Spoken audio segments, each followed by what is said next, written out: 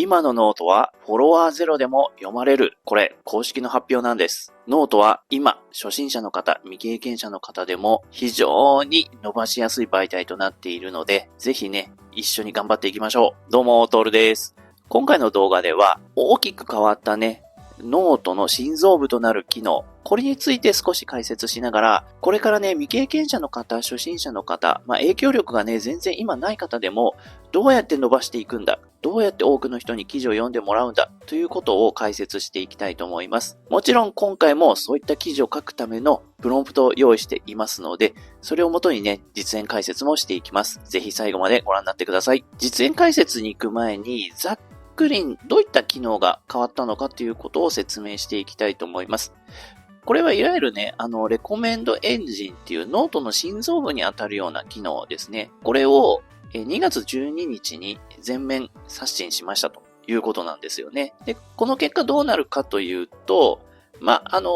最初に説明したように、初心者の方とか未経験者の方でもおすすめにね、出やすくなったりするんですよ。そうすると、最初に言ったようにね、このフォロワーゼロでも読まれるという状態が生まれるんですよね。それで詳しいことに関しては、こちらのね、ノート公式の記事をぜひね、ご覧になっていただけるといいかなというふうに思います。それでやっぱりね、ノートっていうのは、この一時情報、これをね、今すごく大事にしていますので、一時情報を使って記事を書いていくということがすごく大事になってきます。それで、先ほどから言ってるこのレコメンドエンジン、これって何なのっていうことなんですが、これ簡単に言うと、ノートのトップページとかカテゴリーページなどで読者に記事をおすすめ表示するという、裏側の仕組みなんですよね。これが本当にノートの心臓部なんですけれども、これがね、すごく変わったということなんですよね。それで、初心者の方、未経験者の方、全然ね、今フォロワーが少ない方、こういった方にも、どんどん今チャンスがね、生まれてきてるんです。つまり、フォロワーの数から記事の中身重視の時代へと、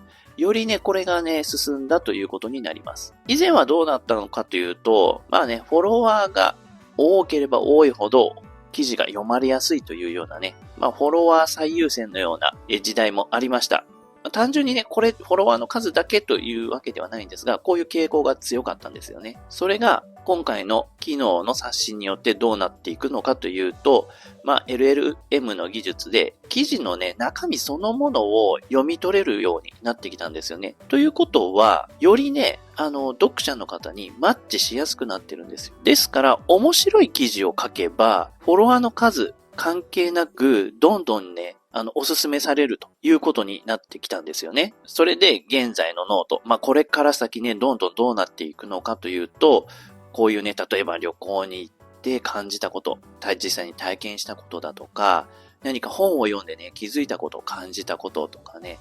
映画とかドラマとかテレビなどを見てね、自分のね、心がこう動いたとかね、こう感じたっていうようなね、あなたにしかできないこと、書けないこと、これを最優先で取り上げてくれるんです。ということで、今回の動画では、こういったね、皆さんの一時体験とか、思っていること、感じていること、これを言語化して記事化していくプロンプト、これを紹介しますので、これを使いながら記事を作ってノートに投稿していってみましょう。もちろん AI 時代ですから、この一時情報、人間の一時情報ってすごく貴重だとされています。で、これはね、ますます今後も、そういう流れになっていくと思いますので、こういったね、今回のような記事の書き方っていうのは、ノートだけじゃなくて、ウェブコンテンツすべてにね、応用できますので、ぜひ最後までご覧になってください。では、ここから実演解説をしていきたいと思います。今回のプロンプトは、3段構えにしていますので、その3つの工程を踏むことで記事ができるという流れになっています。まず1つ目、工程1、インタビューですね。これ何かというと、皆さんが体験したことだとか、頭の中にある、思考ですとか、思い出とかね、そういったもの、これを言語化する作業なんですね。で、AI にね、インタビュアーになってもらって、AI の質問に答えていくだけで、それをね、皆さんの頭の中にあることを言葉にしていくと。これができます。で、このプロンプトはね、フェーズ4と4つのフェーズに分けています。で、それで AI にこんな質問をしてもらいます。例えばね、どんなことについて書きたいですかとかね、こういうような質問をどんどんしていってもらって、それに答えていくだけで、この記事の核となるね、一時体験、これを言語化してくれるという流れになります。ここでまずやることは、入力することはなくてですね、このプロンプト、これを全部コピーして AI に貼り付けていきます。はい。では今回はチャット GPT 使います。これね、無料バージョンです。これを使っていきたいと思います。で、先ほどコピーしたプロンプトをこのままね、全部貼り付けます。で、貼り付けて AI に投げていくと質問が始まります。はい。そうするとですね、では始めますねということで質問が始まります。まず、どんなことについて書きたいですかと。で、例えば、これこういうような、これ例題としてね、挙げてくれてます。これプロンプトに仕込んであるので、皆さんが答えやすいように、例えばこういうようなことですよ、なんてね、例題を挙げてくれてます。それで今回私は、ここですね、毎朝5時起きを3ヶ月続けた話、これについて書きたいですよっていう風に送りました。そうすると、いいですね。そのテーマ、とても具体的で伝わりやすいですね。褒めてくれてますよね。で、この後、さらに AI が聞いてきます。その時、具体的に何をしましたかと、その結果どうなりましたか？そして、そこから何か気づいたことはありますかと。この3つ質問をしてくれてます。で、ここでね、例えばこんな感じですよ。この具体的にね、例を挙げてくれてるので、答えやすくなっています。さあ、では、それでどう答えようかということで、具体的に何をしたかというと、最初の2週間は週3、4日しか起きられなかったが、カウントしないことにした。で、結果どうなったかというと、体重変わらなかったけど、夜更かしが減って睡眠の質が上がったよと。で、そこから何か気づいたことはということで、起きてからやることを決めておかないとスマホを触って時間が解ける。いうような、これをね、答えてみます。そうすると、なるほど、リアルで参考になりますね、と。では次ですと。またね、質問がもうちょっと続きます。同じ早起きの話をしていて、話を読んだり聞いたりしていて、それは違うなと思ったことはありますか？で、例えばこんなことですよっていう挙げられてますね。もし思いつかなければ、こちらでも大丈夫ですということで、もし思いつかなかったら、このテーマで自分では当たり前と思っていることはありますか？5時起きすることですね。5時起きすることで自分では当たり前だと思っていることはありますかと。こういう質問が来ましたね。ではこれに答えていきましょう。早起きすると得した気分になるという話をよく聞くんだけど、最初の1ヶ月はそんな気分になりませんでしたと。続けてからそれが初めて分かったんだよと。こう答えてみます。はい、そうすると、なるほど、その視点はかなり大事ですね。では、最後です。これ最後の質問ですね。この体験、誰に一番読んでほしいですか？一人の人物が思い浮かぶ形で教えてくださいということですね。じゃあこれちょっと答えていきましょう。そうですね。今回は、こういった方多いと思うんですけども、仕事や育児で自分の時間が取れなくて、朝活をやってみたいけど続かないと感じている人。こういう方多そうなので、こういう人向けに、ちょっと書きたいなと思ったので、こう答えてみますね。はい、そうすると出ましたね。こんな感じで設計シート出ました。すべて揃いましたということで、この記事の書くとして、早起きは最初から気持ちよくなるものではなく、続け方を変えることで初めて意味が出るということですね。これを書くにしましょうと提案してくれてますね。で、この人にしか書けない一文は私ですよね。質問に答えた私のことです。最初から順調にできた成功談ではなく、週3、4日しか起きられなかった現実と向き合いながら続けた過程を語れるからですね。これが私にしか書けない。これ、だからもう本当に一時体験そのものですよね。あとは届けるべき読者として、こういう状況の人ですよとか、あと使う体験と使わない体験の仕分けなんかも、こういった体験は記事に使えそうだということですよね。あと、体重が変わらなかった話。これは今回のテーマとちょっとずれるので使いませんよと。ここのね、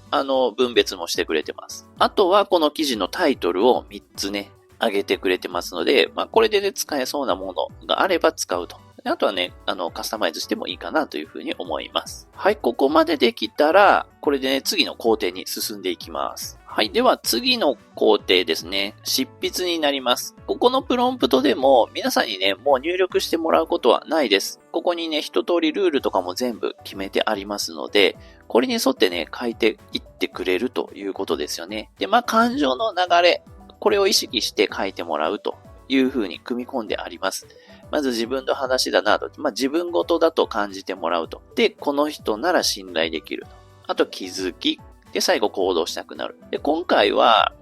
文字数がね、2000文字から3000文字っていうぐらいのボリュームにしてあるので、ここら辺はね、皆さんご自由にカスタマイズしてください。あと、この感情の流れもね、テーマによっては変えていった方がいいこともあると思うので、慣れてきたらカスタマイズして使っていただいて全然構わないと思います。では、こちらのね、工程2のプロンプト、これを全部コピーして、またね、チャット GPT に貼り付けていきましょう。はい。このようにね、先ほどコピーしたプロンプトを貼り付けました。で、このままね、チャット GPT に投げていきましょう。そうすると、この記事本文、バーっと、もうね、ものの本当にね、何十秒、30秒ぐらいで出ましたね。こんな感じで出してくれてます。冒頭部分で、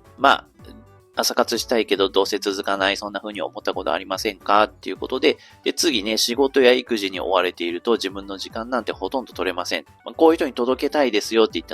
ってたので、ここね、取り入れてくれてますよね。そしてここですね。とはいえ、最初から順調だったわけではないですよ。私も最初の2週間は週に3日か4日ぐらいしか起きられませんでした。アラームを止めてそのまま二度寝する日も普通にありました。ここもね、実体験ですよね。実体験をうまく盛り込んでくれてます。あとはここですね。とりあえず起きるだけだったんですが、これね、そうするとスマホばっかり触って終わってたので、何かやることを決めましたっていうことですよね。ここもいいですよね。こういうね、体験2つですね。この2つの体験を繰り返していくうちに、少しずつ起きる回数が増えていきましたと。これまさしく私が質問に答えたこと。で、私しかやってないこと。私自身の体験ですよね。ということなんですよ。これをね、うまく記事に盛り込んでくれてますので、これはね、本当に、架空の記事ではなく、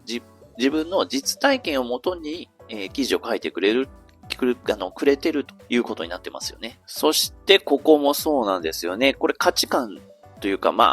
得した気分になるという、これは私自身全然感じませんでしたって。これもね、実際に思ったこと。これが組み込まれていますよね。それでここ結果ですよね。夜更かしをしなくなりましたと。で、睡眠の質が格段に上がりました。で、生活全体のリズムが整ってきた感覚です。それで、ここですね。早起きの話とか、そういうことを聞くとですね、誰でもできるとかすぐに人生が変わるといった、歯の浮くような言葉が並んでるんですけれども、自分はやっぱり違いましたよと。最初の1ヶ月は何も感じない時間が続きましたとか。でも続けられたのは完璧にやろうとしなかったから、で、週3日でもいいからやってみましょうねと。で、そうすると3ヶ月続きました、なんてね。こういった順調な話ではなく失敗談とかね、うまくいかなかったこともね、組み込みながら、文章ができていますね。それで、ここですね、最後、背中を押すような形で、続かない自分を責めるより、続けられる形に変えていく方が現実的ですと。そういうことを言いながら、背中をポンと押しているという記事です。これをね、見ただけでも、もうすごいなと思います。ここまで質問に答えて、記事を作るまでね、時間としては、本当に5分ぐらいですからね。かといって AI に全部作ってもらったわけではなく、自分の実体験をもとにね、記事ができているので、これはね、立派な自分の体験記になると思います。さあ、それではですね、これで終わりではなく、ここね、チェック。最後の工程、チェック。これもね、やっていきましょう。先ほどのね、記事を見ていくと、もう完璧そうだなって思えるんですが、実はやっぱりね、このチェックをしていくことで、80点の記事が100点になりますので、ぜひこの工程もやっていきたいと思います。それで、一応ね、チェック観点としていくつか、3つですね。3つ指定して、ルールを決めてあります。で、これに沿って、先ほど出た文をチェックしてもらうというプロンプトですね。それで最後にね、相互判定ということで、このまま公開しても OK なのか、修正がいるのか、これをね、判定してもらうという感じですね。それでは、このプロンプトを全部コピーして貼り付けていきます。はい。このように先ほどのプロンプトを貼り付けましたので、このままね、投げていきます。それで、例えば、先ほどのね、この記事を読んでいって、ここ調整した方がいいな、自分でちょっと変えた方がいいなっていうことをしたいなっていう時は、まず、この出てきた記事を別シートに貼り付けます。で、別シートのところで、例えば、ね、ワードでもいいですし、ドキュメントでもいいですし、テキストファイルでもいいんですけど、そこの上で編集をして、その編集をしたものを、この工程3のね、プロンプトの一番下に貼り付けてください。そうすると、この手直しした文章についてチェックが始まります。今回は特に、編集するところなしで、そのままね、進めていきましょう。では、このプロンプトを投げていきます。そうすると、チェック結果として観点1。ズレがありますよと。一部修正ありで、どういうところなのかなっていうと、この記事の書くの反映がやや弱い。この早起きの話を読むと誰でもできるすぐに人生変わるって、これありましたね。こういった文章ありましたよね。で、ここに関して、言語化がやや薄いですよという指摘があります。なので、修正の方向としてはこういうようなことをしていきましょうと。これね、ヒントというか、アイデアとか提言がされています。あとはこの人にしか書けない理由がやや弱いとかね。こういった部分が出てきますよね。これは観点1ですね。で、観点2に関してもいくつか3つぐらい出てますよね。あとは観点3としてね、公開できる品質かどうかということで、ここは基本的に問題ないですよというふうに AI が判定してくれてます。それで総合判定としては、軽微な修正ですね。指摘箇所を直せば OK です。30分以内で完了しますよ。で、このチェックの観点をバッと見てもらって、ご自身で直してもらってもいいですし、それがね、手間であれば、このまま、このチェックの観点を踏まえて、完全版出してくださいっていうような指示を出すと、この修正をしたものが最後、バーっと出てきますので、で、それをね、公開するという形になります。はい。という感じで、今回はね、このご自身の体験したこと、考えていることなどを中心に記事を作るという方法をご紹介したんですけれども、これね、実はノートのもう一個ね、別の新しい機能、新しいサービスというか、そういったものが始まってるんですけれども、これとね、すごく相性がいいので、これ最後紹介していきたいと思います。それが何かと言いますと、AI コンテクストネットワークということで、これね、簡単に言うとですね、この作品、こういった今はね、書籍とか映像が中心らしいんですけど、約ね、7000点ぐらい今あるらしいんです。で、この商品のページ自体がノート上に作られているんですね。で、それに関するこの感想だとか自分なりの思いっていう記事を書くと、この商品のところにあなたの記事がね、バーっと表示されるようになっているんですよ。つまり、そのね、作品のファンの方とか、作品を気になって見た方と接点がつながりやすいと。接点ができやすいってことなんですよね。これに関しても詳しいことはね、このノートのね、公式の記事を読んでいただけると大変わかりやすいんですが、ちなみに、こんな感じです。これ今パソコンで見てるんですけど、これスマホでもね、ちゃんと表示されるという風に、なっています。これ例えば、人間標本っていう、この本ですね。この本の、ページがノート上にできてるんですね。で、これについて書いてある、いろいろなね、皆さんの記事っていうのが、